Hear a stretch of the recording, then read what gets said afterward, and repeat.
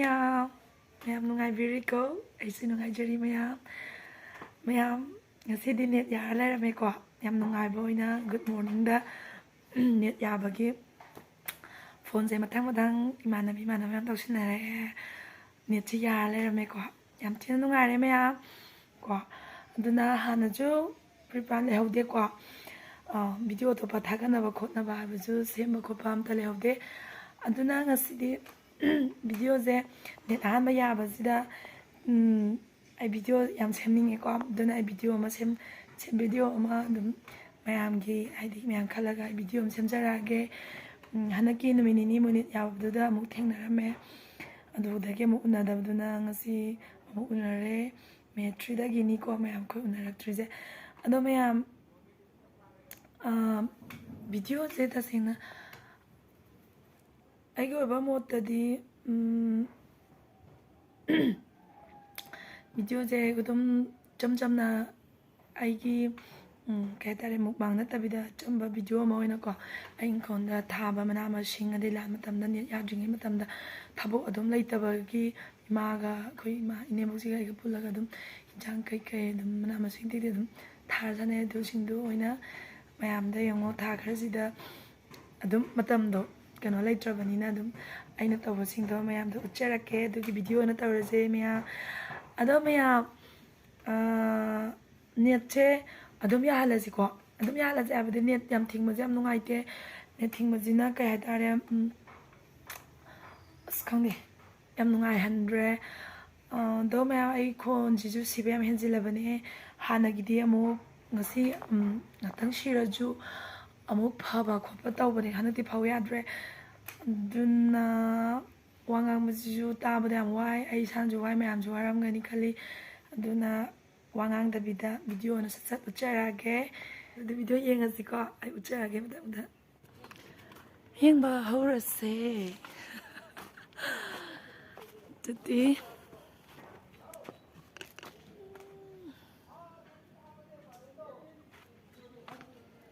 kom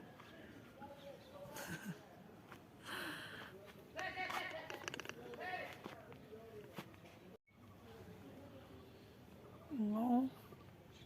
haidi haitribani ko tammai ko ane tammi punsi hamni kino phadi khom thaba gai kemta ka tahonjarakte dubu jikti tawda yadrabani na tawre bakor hule shidi haudri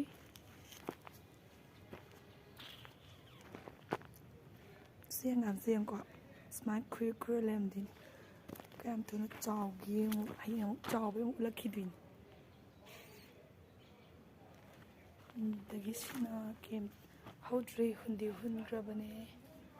chitu patiko maruni hulida macha bi hai ko anjing kacha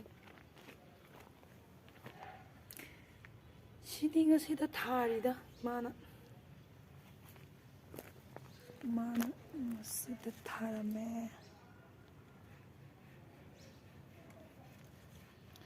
wa maton ke ki hekre noi cheyunga duga ya sina hawai mari chatpi habro dudu sida palis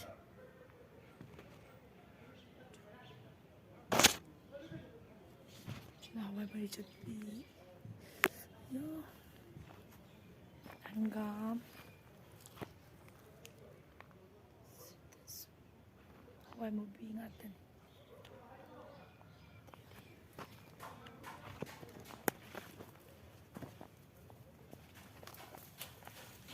na chanam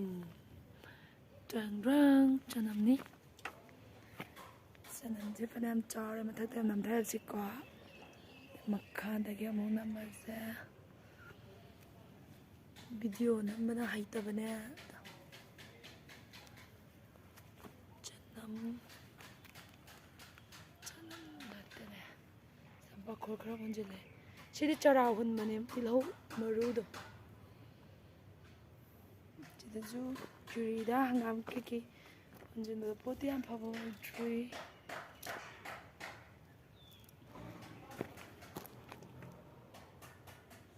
ꯍꯋꯥꯏ ꯃꯨꯕꯤ ꯄꯔꯤꯡ hawai mubi ngaktani sina curi da hangam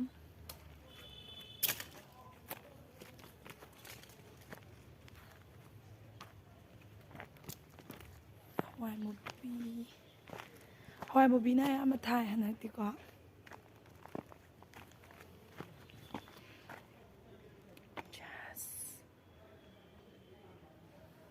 yung tharose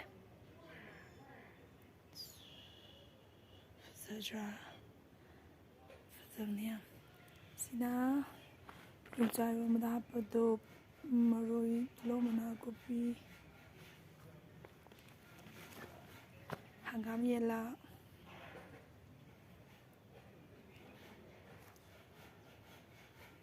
sonasu hawai hangam hawai mari kaba hore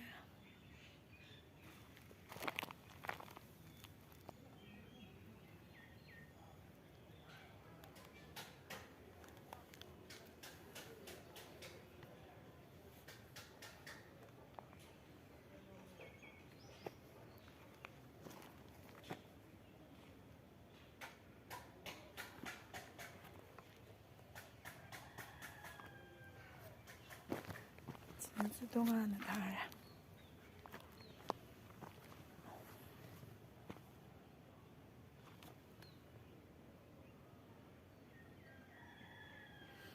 chara ni ko hulliza china chara thado ine thai china chara thado ine china chara ni ko chin thado it chin maka chana bani ba yin chaw ben gana ba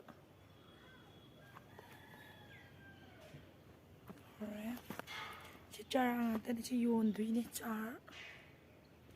yon ma ge tongana thara sinsu pale hawai bu chabi du ko mapa mem sai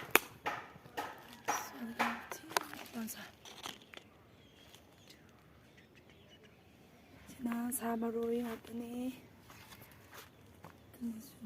hainau panbi hainau matamda natre khamen sidadi chara dras ma chawhunduini ngai thadoido drang kayam chawgyu smile ka faradi ko nungai jarani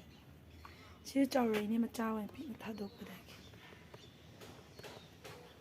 kaman paring poro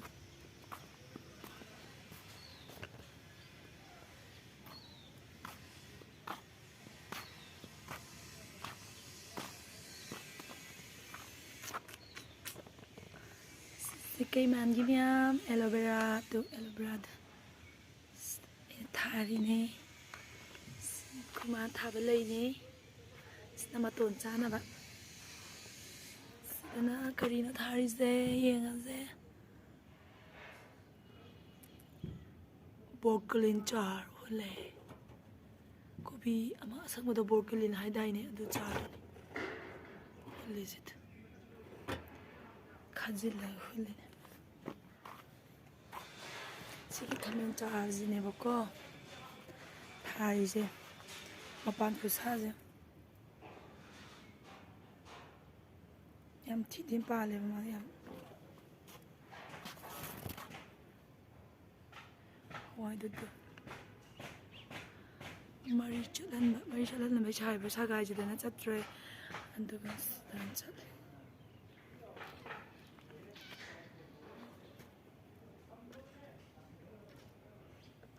yam char sambu chabe ya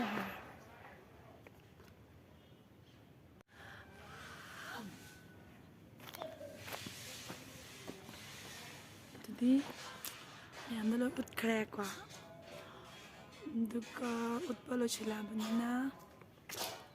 ta khre kwa injang makama ni ta khre ji ꯗꯨꯀꯥꯟ ꯂꯣꯏ ꯊꯣꯛꯅꯔꯦ ꯅꯝꯕꯤꯅꯕ ꯃꯤ ꯂꯩꯇ꯭ꯔꯦ ꯑꯩ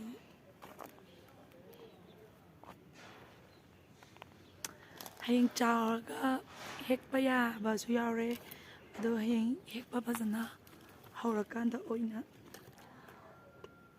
ꯁꯤꯁꯤꯡꯁꯤꯅ ꯆꯥꯎꯔꯒ ꯍꯦꯛꯄꯒꯤ ꯑꯃꯨꯛ ꯆꯠꯂꯛꯀꯦ ꯑꯩꯒꯤ ꯆꯦꯅꯦꯜꯁꯤꯕꯨ like ꯁꯤꯌꯔ subscribe ꯇꯧꯕ ꯀꯥꯎꯕꯤꯒꯅꯨ ꯃꯌꯥꯝꯕ ꯑꯃꯨꯛ ꯍꯟꯅ ꯏꯈꯣꯛ ꯅꯧꯅ ꯈꯨꯔꯨꯝꯖꯔꯤ ꯕꯥꯏ ꯕꯥꯏ ꯃꯌꯥꯝ